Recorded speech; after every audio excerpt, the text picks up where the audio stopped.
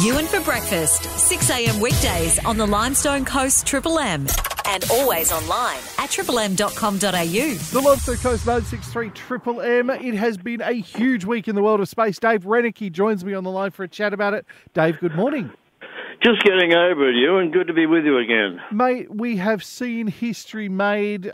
Richard Branson, the first person on a private spaceship into space. Yep. It is history being made, and, top marks to him. He deserved to be first, and he was first. And he got the concept going back in the early 2000s, and been a few things in the way between now and then, but I guess when they opened Qantas up in 1920, it took a few years to get that going too.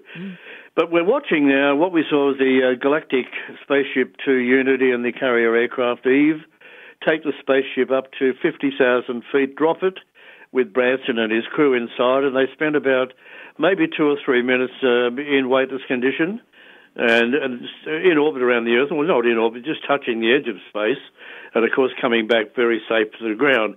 And I still can see that big grin on his face, when he looked out of that window and saw the Earth below him. Well done, textbook launch, Ewan, from start to finish.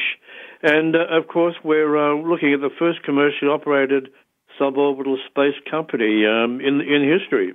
Now, mate, we've got a second suborbital space company that's about to get underway, and they are going to have a trailblazing female pilot go up to space with them. Yeah, this is a good story, Jeff Bezos is going to fly next. He was he's Branson's competitor, of course, and he announced that he's going to fly on the 20th, so he'll be up next week this time. And on board there is going to be quite a unique she was young then, but back in the early 60s, Wally Funk is her name. She's 82 now, and she was one of the Forgotten 13, and when they trained the original astronaut corps, they also trained a group of women, 13 women, and they put them through rigorous testing, and they did a lot better than the blokes did in a lot of cases.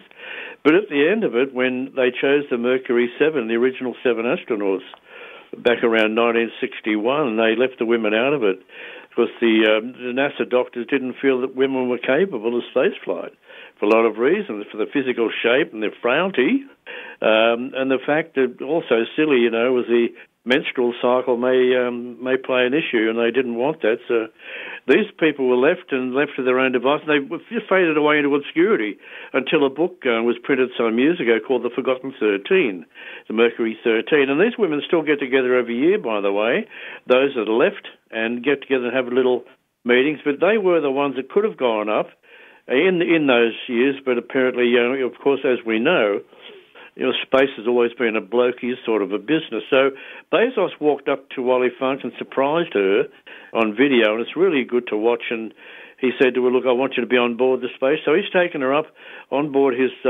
capsule on the rocket next week, and she was just over the moon. Literally, when he told her that, she said, "I've always wanted to do this, to fly in space." Well, now she's got a chance. And top marks to Jeff Bezos for doing that. I think that was a brilliant gesture. Now, mate, one of the things that scientists are looking at the moment is using moon, soil and rock to build habitats for future explorers. Yeah, well, look, it's not hard to do that. There's a company called Redwire Aerospace doing 3D printing in space, and they're sending an experiment to, they're looking at doing an experiment to use moon dust, moon rock, moon dust, and other planet to set up a habitat to make things with. Looking at the feasibility of using on-site raw resources to build on-demand material. In other words, go to the moon, use the moon dust and rock, and use it to create, concrete blocks like we're doing here, or other things from that. The study was spurred on because we need to build these large pieces on the planet we go to, or on the moon, because they're going to be too heavy and too much to bring. And to launch costs, the launch costs are extravagant. So these slabs will be made and delivered to NASA, who will look at them and see, what they've done. So this company is looking at getting in on the building, the kit construction, if you will, put them together modularized form. It could be another moon IKEA, you don't know. But using the moon rock and the moon dust is no different than us here mining ore from the ground there, iron ore, and fashioning material from that to use in our everyday life. Now, David, as always, there are a whole heap of stories online that people need to know about when it comes to what's going on in the world of space. How can we find out more?